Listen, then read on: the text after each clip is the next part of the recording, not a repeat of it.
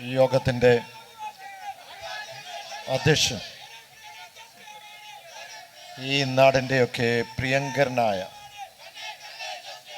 ഞങ്ങളുടെയൊക്കെ അഭിമാനമായ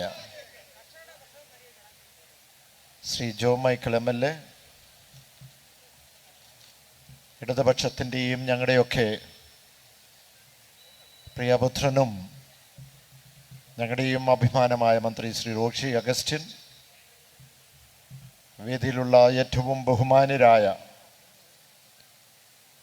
ഇടതുപക്ഷ ജനാധിപത്യ മുന്നണിയുടെ നേതാക്കന്മാർ, ഈ മധ്യമേഖലാ ജാഥയിൽ എന്നോടൊപ്പമുള്ള ബഹുമാന്യരായ ടീം അംഗങ്ങളെ, ഏറ്റവും ബഹുമാന്യരായ ഈ മഹാസമ്മേളനത്തിൽ പങ്കെടുക്കുന്ന സഖാക്കളെ, സഹോദരീ സഹോദരന്മാരെ, പ്രിയ സ്നേഹിതരെ, എല്ലാവർക്കും എൻ്റെ കൂപ്പുകൈ. ഇവിടെ നമുക്കറിയാവുന്നതുപോലെ പത്തനംതിട്ടയിൽ ഇന്നലെ ബഹുമാനായ മുഖ്യമന്ത്രി ആറന്മുള നിയമസഭാ മണ്ഡലത്തിൻ്റെ ഉദ്ഘാടനം പത്തനംതിട്ട മുനിസിപ്പാലിറ്റിയിൽ ആരംഭിച്ച് ഞങ്ങൾ അവിടെയുള്ള 5 നിയമസഭാ മണ്ഡലങ്ങൾ കടന്ന് കോട്ടയം ജില്ലയിൽ ചങ്ങനാശ്ശേരിയിൽ എത്തുകയുണ്ടായി. ഞാൻ പത്തനംതിട്ട ജില്ലയിലെ തിരുവല്ല നിയമസഭാ മണ്ഡലം വിടുന്നതിന് മുമ്പ് ഒരു വാക്ക് ഞാൻ അവരോട് പറഞ്ഞു. മറ്റൊന്നുമല്ല, ഏറ്റവും വലിയ സമ്മേളനം പത്തനംതിട്ട ജില്ലയിലെ സമാപനമായ തിരുവല്ലയിലായിരിക്കും എന്ന് ഞാൻ സൂചിപ്പിച്ചു. പക്ഷേ ഇവിടെ വരുമ്പോൾ ഒരു കാര്യം ഞാൻ സമ്മതിച്ചേ പറ്റൂ. ഒരു കാര്യം തീർച്ചയായും എൻ്റെയും ജോ മൈക്കിളിൻ്റെയും ഇവിടെയുള്ള നേതാക്കന്മാരുടെ ഹൃദയം നിറഞ്ഞ് ഞാൻ പറയട്ടെ, ഈ സമ്മേളനത്തിന് ഈ മധ്യമേഖല ഒരു നിയോജക മണ്ഡലത്തിലും വെല്ലാൻ കഴിയില്ലാത്ത മാത്രം അത്ര ജനസാഗരമാണ് ഇവിടെയുള്ളത്. ഞാൻ ജോ മൈക്കിളിനോട് പറഞ്ഞു, ഞങ്ങൾ ഇവിടുന്ന് 100 മീറ്റർ അകലെ വന്ന് നടന്ന് ഞങ്ങൾ അങ്ങ് കയറിക്കോളാം. ഇവിടെ വരുമ്പോഴാണ് ഏതാണ്ട് 700ഓളം വരുന്ന ബൈക്കുകൾ, അതിൽ അത്ഭുതപ്പെടുത്തുന്ന ഒരു 250 ബൈക്കിൽ സ്ത്രീകൾ, അമ്മമാർ ഒക്കെ ആ ബൈക്കിൽ വന്നിരിക്കുന്നു എന്ന് പറയുമ്പോൾ എത്രമാത്രം ഈ നിയമസഭാ മണ്ഡലം ഇടതുപക്ഷത്തിനോട് ചേർന്ന് നിൽക്കുന്നു എന്ന് ഞാൻ കരുതുകയാണ്. ഇവിടെ വന്നിരിക്കുന്ന മുഴുവൻ സഖാക്കളെയും, സഹോദരീ സഹോദരന്മാരെയും, ഇടതുപക്ഷ ജനാധിപത്യ മുന്നണിയുടെ പ്രവർത്തകരെയും നാട്ടുകാരെയും ഹൃദയം കൊണ്ട് ഞാൻ അഭിവാദ്യം ചെയ്യുകയാണ്. ജോ മൈക്കിൾ ഒരു കാര്യം പറഞ്ഞു, അതെ ഇവിടെ വന്നിട്ട് വലിയ പ്രസംഗമൊന്നും വേണ്ട. കാരണം ഞാൻ പറഞ്ഞു, ഞാനിവിടെ ഏതാണ്ട് 5:15 എത്തേണ്ടതാണ്, ഇപ്പോൾ 6:45. ഞാൻ പറഞ്ഞു, എൻ്റെ ഈ ജില്ലയുടെ ഹെഡ് ക്വാർട്ടേഴ്സായ കോട്ടയത്ത് നമുക്ക് ഇന്നേ ദിവസം തന്നെ ഇതേ സമയത്ത് 1 മണിക്കൂർ മുമ്പ് ആരംഭിച്ച സമ്മേളനം തിരുനക്കര മൈതാനത്ത് നടക്കുകയാണ്. ജില്ലാ സെക്രട്ടറിയും മറ്റ് നേതാക്കന്മാരും എല്ലാം ഇവിടെ ഇരിക്കുകയാണ് കൂട്ടിക്കൊണ്ട് പോകാൻ. പക്ഷെ ജോബ് പറഞ്ഞു, ഇതെല്ലാം കണ്ടിട്ടേ പോകാവൂ, കണ്ടു കഴിഞ്ഞിട്ട് വലിയതൊന്നും പറഞ്ഞില്ലെങ്കിലും കുഴപ്പമില്ല. പക്ഷേ ഇവിടെ വരുമ്പോൾ എങ്ങനെ പറയാതിരിക്കും എന്ന് ഞാൻ ഓർത്തു പോക്കുകയാണ്. എക്കാലം ദീർഘമായ പ്രസംഗത്തിലേക്ക് പോകുന്നല്ല. എൻ്റെ കയ്യിലൊരു പേപ്പർ ഞാൻ ഈ കസേരയിൽ ഇരിക്കുന്ന കണ്ടു. ഇതിനകത്ത് നേട്ടങ്ങൾ ഏറെ. വികസന കരുത്തിൽ ചങ്ങനാശ്ശേരി മണ്ഡലത്തിൽ ആകമാനം 1000 കോടി രൂപയുടെ മുകളിൽ വികസനം. ഇത് ഞാൻ നോക്കിയപ്പോൾ ഏത് വായിക്കും? ആദ്യത്തെ 5 കോടി, പിന്നെ 7 കോടി 5 ലക്ഷം, പിന്നെ 11 കോടി, പിന്നെ 10 കോടി, പിന്നെ 35 കോടി, പിന്നെ 90 കോടി മുടക്കിയുള്ള റെയിൽവേ ജംഗ്ഷൻ്റെ ഇത് അങ്ങനെ കിടക്കുകയാണ്. ഏത് വായിക്കണം? എല്ലാം വായിച്ച് നിങ്ങൾ കേട്ട് കഴിഞ്ഞു. എന്ന് പറഞ്ഞാൽ കഴിഞ്ഞ 5 വർഷക്കാലം കൊണ്ട് തുടങ്ങിയതും പൂർത്തിയാക്കിയതും ഇപ്പോൾ നടന്നുകൊണ്ടിരിക്കുന്ന ആ bus stand, KSRTC bus stand ഉൾപ്പെടെയുള്ള കാര്യങ്ങൾ ജോ മൈക്കിളിനെ സംബന്ധിച്ചോളം, ഇടതുപക്ഷത്തിനെ സംബന്ധിച്ചോളം ചൂണ്ടിക്കാണിക്കുവാനും തൊട്ട് കാണിക്കുവാനും നിരവധി പദ്ധതികളുണ്ട്. അതിനെപ്പറ്റിയൊക്കെ ഇവിടെ സംസാരിച്ചു കഴിഞ്ഞു കാണും. ഞാൻ എപ്പോഴും ജോബിനെ വിളിക്കുമ്പോൾ ജോബ് എന്നെങ്കിൽ തിരുവനന്തപുരത്ത് ഏതെങ്കിലും മന്ത്രിയുടെ അല്ല സെക്രട്ടറിയുടെ മുമ്പിൽ ഇരിക്കുകയാണ് അടുത്ത ഫയൽ നീക്കാൻ. എനിക്ക് പാലായിൽ ഏതെങ്കിലും ഉണ്ടെങ്കിൽ അവിടെ നടക്കാതെ വരുന്ന പലതും നടക്കുന്നില്ല. ഞാൻ ജോബിനോട് പറയും എൻ്റെ ഫയലൂടെ ഒന്ന് നീക്കിയാക്കണമെന്ന്. പുള്ളി മിടുക്കനാ ആ കാര്യത്തിൽ. അത് മേടിച്ചെടുത്തോണ്ടേ വരുള്ളൂ. ഏതെങ്കിലും ഉദ്യോഗസ്ഥന് എന്തെങ്കിലും തടസ്സം പറഞ്ഞാൽ അവിടെ ഇരിക്കും, കുത്തിയിരിക്കും. അത് നേടിയെടുത്തുകൊണ്ടേ വരുള്ളൂ. അതുകൊണ്ട് തന്നെയാണ് ഇത്രയും മാത്രം വികസന പദ്ധതികൾ നടപ്പിലാക്കുവാൻ ജോമൈക്കിന് കഴിഞ്ഞു എന്നുള്ളത് ഞാൻ പൂർണ്ണമായി അനുഭവസ്ഥനാണ്. നേരിട്ട് വെറുതെ ഞാൻ പറയുകയല്ല, എനിക്ക് കണ്ട് മനസ്സിലാക്കി അനുഭവം ഉള്ളത് കൊണ്ടാണ് ഞാൻ പറയുന്നത്. ചിലപ്പോൾ ഞാൻ പറയും ഇത് അങ്ങനെയൊന്നും ആ ഉദ്യോഗസ്ഥനോട് ചൂടാകണ്ട പറഞ്ഞു, ഇല്ലെങ്കിൽ ഇന്ന് നടക്കുകയെന്ന് എനിക്കറിയാം, ഞാനത് മേടിച്ചുകൊണ്ടേ വരുള്ളൂ എന്ന് പറയുകയും എത്രയോ പദ്ധതികൾ ഇവിടെ മേടിച്ചെടുക്കുവാനായിട്ട് വാങ്ങിയെടുക്കുവാൻ കഴിഞ്ഞു എന്നുള്ളതാണ്. പക്ഷെ ഇത് പറയുമ്പോഴൊക്കെ നമുക്കറിയാം ഇത് മതസൗഹാർദ്ദത്തിൻ്റെ ഒരു പ്രദേശമാണല്ലേ.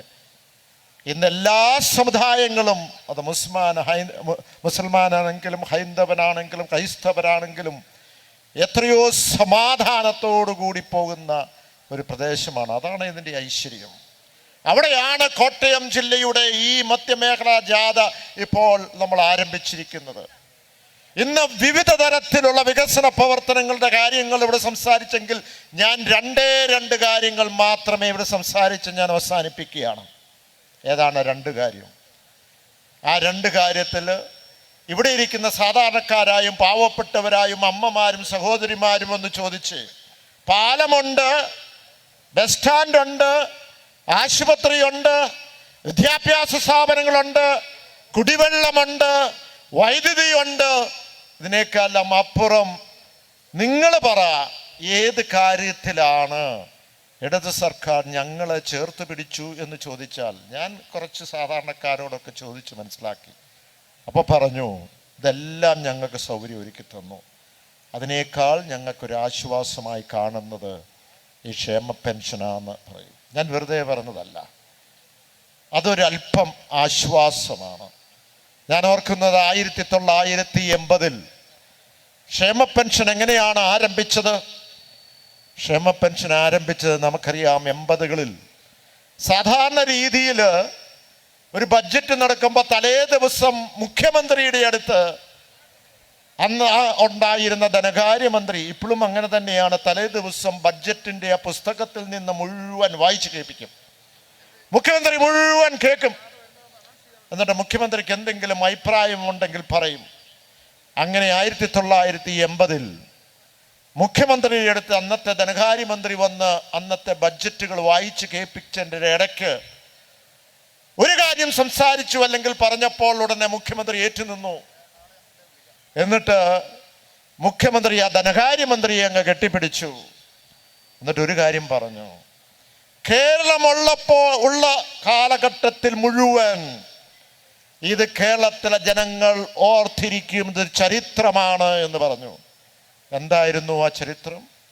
ആ ചരിത്രമൊന്നുമല്ല, കർഷക തൊഴിലാളിക്കുള്ള പെൻഷൻ ഈ രാജ്യത്ത് ആദ്യമായി അവതരിപ്പിച്ചു എന്നുള്ളതാണ്. ആരാണ് അവതരിപ്പിച്ചത്? അന്നുണ്ടായിരുന്ന ധനകാര്യമന്ത്രി ശ്രീ KM മാണി ആയിരുന്നു. ആരായിരുന്നു അന്നത്തെ മുഖ്യമന്ത്രി? ഇടതുപക്ഷത്തിന്റെ നേതാവായിരുന്ന ശ്രീ EK നായനായിരുന്നു. ആരായിരുന്നു അന്നത്തെ കാലത്തുണ്ടായിരുന്ന മുന്നണി? അത് ഇടതുപക്ഷമായിരുന്നു എന്ന് ഞാൻ ഓർപ്പിക്കട്ടെ. അന്ന് വെറും 45 രൂപയിൽ നിന്ന് ആരംഭിച്ച ക്ഷേമ പദ്ധതികളും ഇന്ന് പല ക്ഷേമ പദ്ധതികളായി ഇന്ന് 2000 രൂപയിൽ വന്നെത്തി. ഇന്ന് ചങ്ങനാശ്ശേരി മുനിസിപ്പാലിറ്റിയിലുള്ള, ഇവിടെ ആരെങ്കിലും കൗൺസിലർമാർ ഇരിപ്പുണ്ടോ? ജോമേക്കളെ, ആരെങ്കിലും കൗൺസിലർമാർ ഇവിടെ പുറകിലോ മുമ്പിലോ ഇരിപ്പുണ്ടോ? ഇവിടെ ഞാൻ ഈ മുനിസിപ്പാലിറ്റി ഞാൻ അന്ന് കണക്കെടുത്ത് നോക്കിയായിരുന്നു. ഈ മുനിസിപ്പാലിറ്റിയിൽ സുരക്ഷാ പെൻഷൻ എന്ന് പറഞ്ഞ 2000 രൂപ കൊടുക്കുന്ന എത്ര കുടുംബങ്ങൾക്കുണ്ട്? ആകെ 5763 ആളുകൾക്ക് 2000 രൂപ വെച്ച് കൊടുക്കുന്നു എന്ന് പറയുമ്പോൾ എത്ര ഓരോ കുടുംബത്തിന് ഒരല്പം ആശ്വാസമായിട്ട് അവർക്ക് കിട്ടുകയാണ്. അവരെ ഒന്ന് അംഗീകരിച്ചു. അത്യാവശ്യം ചില ചെലവുകൾക്ക് അത് ഉപയോഗിക്കാവുന്നതാണ്. അങ്ങനെയാണെങ്കിൽ ഒരു മാസം ഈ മുനിസിപ്പാലിറ്റി എത്ര രൂപ ചെലവാക്കുന്നുണ്ട്? ആർക്കെങ്കിലും പറയാവോ? ഒരു മാസം ജോൺസൺ ഭക്ഷണം കഴിക്കുകയാണ്, ശ്രദ്ധിക്കുന്നില്ല. അവിടെ ടിറ്റി ഭക്ഷണം കഴിക്കുകയാണ്, ശ്രദ്ധിക്കുന്നില്ല. ടിറ്റി 5763 ആളുകൾക്ക് 2000 രൂപ വെച്ച് കൊടുക്കുകയാണെങ്കിൽ ഒരു മാസം ഈ മുനിസിപ്പാലിറ്റിയിൽ 1,15,00,000 രൂപയാണ്. ജോൺസൺ താഴെ ആയിരിക്കുന്നത്, സോറി. അങ്ങനെയാണെങ്കിൽ ഒരു വർഷം എത്രയാണ് ഇവിടെ കൊടുക്കുന്നത്? ഈ മുനിസിപ്പാലിറ്റി 13,83,00,000 രൂപ ഇവിടെയുള്ള കുടുംബങ്ങൾക്ക് ഒരു വർഷം ഈ മുനിസിപ്പാലിറ്റി കൊടുക്കുകയാണ്.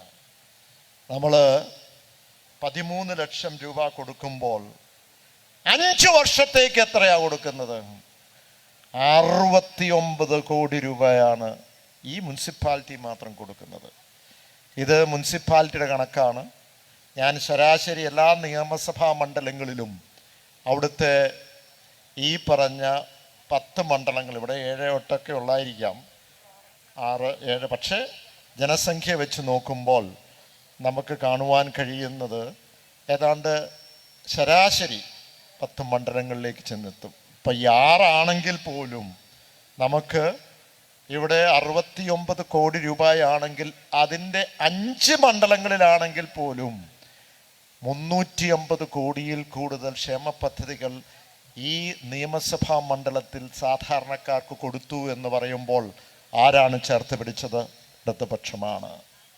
ഇനി ലൈഫ് മിഷനിൽ ഈ മണ്ഡലത്തിൽ 1901 വീട് 1901 ഒരു വീട് 1900ഓളം വീടുകൾ ലൈഫ് മിഷനിൽ കൊടുത്തു എന്ന് പറയുമ്പോൾ ഒരു കുടുംബത്തിൽ അപ്പനും അമ്മയും 2 മക്കളും ഉണ്ടെങ്കിൽ 4 പേരാണ്. അവർക്കൊരു സുരക്ഷിതമായ ഒരു സ്ഥലം, നമുക്കറിയാം, ഒരു പാവപ്പെട്ടവരുടെ സ്വന്തമായി തലചായ്ക്കുവാൻ ഒരു വീട് എന്ന് പറയുന്ന അവൻ്റെ ജീവിതത്തിലെ ഒരു സ്വപ്നമാണ്.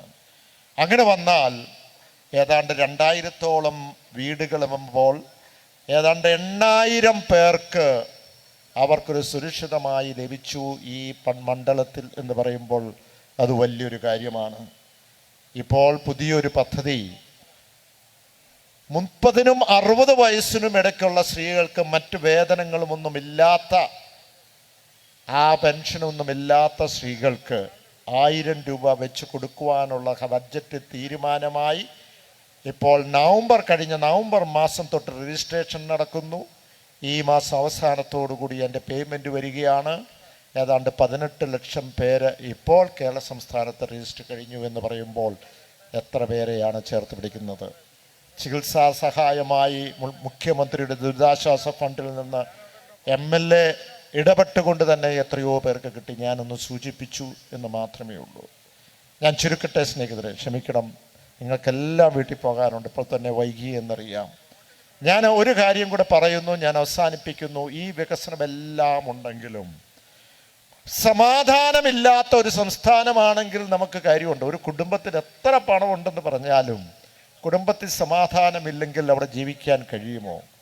കഴിഞ്ഞ 10 വർഷക്കാലമായി കലാപം നടക്കാത്ത, വർഗീയ കലാപം നടക്കാത്ത ഒരു പ്രദേശം എന്ന് പറയുന്നത് അത് കേരള സംസ്ഥാനമാണ്. നിങ്ങളിത് പറയുമ്പോൾ എന്താ ഓർക്കുക? കലാപം നടത്താൻ ആഗ്രഹമില്ലാഞ്ഞിട്ടല്ല വർഗീയ കക്ഷികൾക്ക്, അവർക്ക് സാഹചര്യവുമില്ലാഞ്ഞിട്ടല്ല.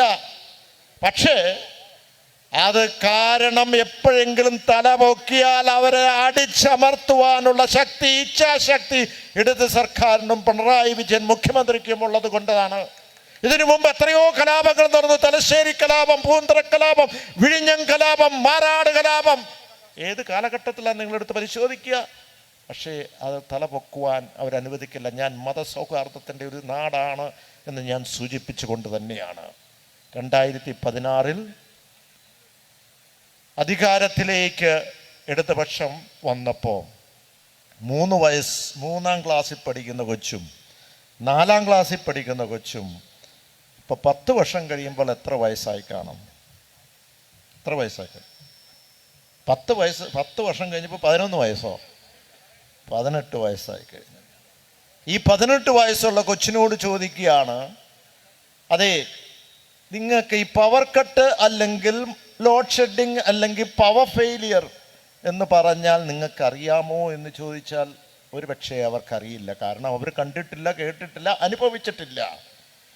കഴിഞ്ഞ 10 വർഷക്കാലമായി പവർ കട്ടില്ലാത്ത ഈ രാജ്യത്ത് ഒരു സംസ്ഥാനമേ ഉള്ളൂ, അത് കേരളം തന്നെയാണ്. ഉത്തരം സദസ്സിൽ നിന്ന് പറഞ്ഞു. പക്ഷേ അതിനപ്പുറം മറ്റൊരു കാര്യമുണ്ട്. നമുക്കറിയാം, കോവിഡിന് ശേഷം എത്രയോ ആളുകൾ, പ്രത്യേകിച്ച് യൂത്ത്, ഇൻഫോസിറ്റിയിലും അതോടൊപ്പം തന്നെ നമ്മുടെ ടെക്നോ പാർക്കിലും മദ്രാസിലും അതുപോലെ തന്നെ ചെന്നൈയിലും ബോംബെയിലും അങ്ങനെയുള്ള പ്രദേശങ്ങളിൽ ജോലി ചെയ്യുന്നവരെ കമ്പനിക്കാർ പറഞ്ഞു വർക്ക് അറ്റ് ഹോം എന്ന് പറഞ്ഞു. വീട്ടിൽ ജോലി ചെയ്താൽ മതി. എത്രയോ പേര് നിങ്ങൾ വീട്ടിൽ കാണുമ്പോൾ പാതിരാത്രിക്ക് ഇരുന്ന് കുട്ടികളിരുന്ന് കമ്പ്യൂട്ടറിന് മുമ്പിരുന്ന് ജോലി ചെയ്യുക. അമേരിക്കയുമായി യൂറോപ്പുമായി അവരെങ്ങനെയാണ് ജോലി ചെയ്യുന്ന? ഒരു കമ്പ്യൂട്ടർ എടുത്തിട്ട് വൈഫൈ ഓൺ ചെയ്ത് അങ്ങോട്ട് ജോലി, അവർ കമ്പ്യൂട്ടറെ ആ 8 മണിക്കൂർ ജോലി ചെയ്യുക. അതിൻ്റെ ഇടയ്ക്കെങ്ങാനും ഒരു അരമണിക്കൂർ കറണ്ട് ഞങ്ങൾ ഓഫ് ചെയ്തോട്ടെ എന്ന് ചോദിച്ചാൽ ഒരു തരത്തിൽ പറഞ്ഞാൽ അവരുടെ ജോലി പോകും. കാരണം വൈഫൈ കട്ടാകും. ആ രാജ്യത്തുള്ള അവിടുത്തെ മാനേജ്മെൻറ്റും അവിടുത്തെ ആ സ്ഥാപനവുമായിട്ടുള്ള കണക്ഷൻ പോകും. അവർക്ക് കറണ്ട് ഉണ്ടോ വൈഫൈ ഉണ്ടോ എന്നുള്ളൊരു പ്രശ്നമല്ല, പക്ഷേ അവനുള്ള പണിഷ്മെൻറ്റിലേക്ക് പോകും. അത് ലക്ഷക്കണക്കിന് ആളുകൾ ഇന്ന് കേരള സംസ്ഥാനത്തുണ്ട്. ഞാൻ എൻ്റെ വാർഡിൽ ഈ പഞ്ചായത്ത് ഇലക്ഷൻ നോക്കിയപ്പോഴാണ് ഞാൻ ചെക്ക് ചെയ്ത് നോക്കി, 123 എൻ്റെ വാർഡിൽ തന്നെ വർക്ക് ഫ്രം ഹോം എന്ന് പറഞ്ഞ് യുവാക്കൾ ജോലി ചെയ്യുന്നുണ്ട്. അപ്പോൾ വികസനം മാത്രമല്ല, കരുതലും മാത്രമല്ല, ഈ നാടിനെ അത് കിതക്കുകയല്ല കുതിച്ചുയരുവാനുള്ള ഒരു സാഹചര്യം ഒരുക്കുന്നു എന്നുള്ളതാണ്.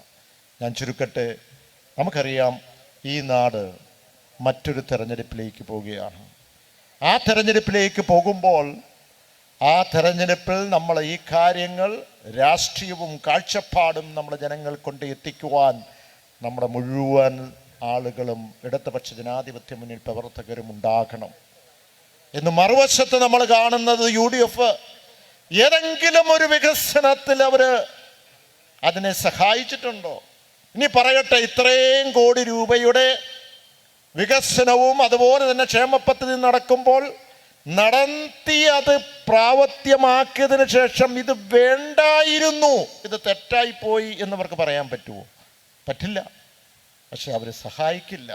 കാരണം ഇവിടെ മുടിഞ്ഞാലേ ഉള്ളൂ അവർക്ക് ഏതെങ്കിലും തരത്തിൽ മറ്റ് കക്ഷികളുമായി ചേർന്ന്, ഇന്ന് വർഗീയ കക്ഷികളുമായി ചേർന്ന് നമ്മുടെ ഇടയിലേക്ക് കടന്നു വരാൻ പറ്റൂ. അത് വരാതിരിക്കുവാനുള്ള ജാഗ്രതയോടുകൂടി മുന്നോട്ട് പോകാനുള്ള ഉത്തരവാദിത്വം ഇനി നിങ്ങൾക്കാണ്. അതുണ്ടാകണം എന്ന് മാത്രം പറഞ്ഞുകൊണ്ട് ഇവിടെ വന്നിരിക്കുന്ന വൈകവേളയിൽ ഇവിടെ വന്ന് സഹായിച്ച, ഇതിനെ ഉജ്ജ്വലമായ ഗംഭീരമായ ഈ വികസന ജാഥയെ ഞാൻ നിങ്ങൾക്ക് ഓരോരുത്തർക്കും എൻ്റെ ടീം അംഗങ്ങൾക്കും അങ്ങളോട് ചേർന്ന് നിന്ന് നിങ്ങളെ അഭിവാദ്യം ചെയ്യുന്നു. എല്ലാവർക്കും നന്ദി, നമസ്കാരം.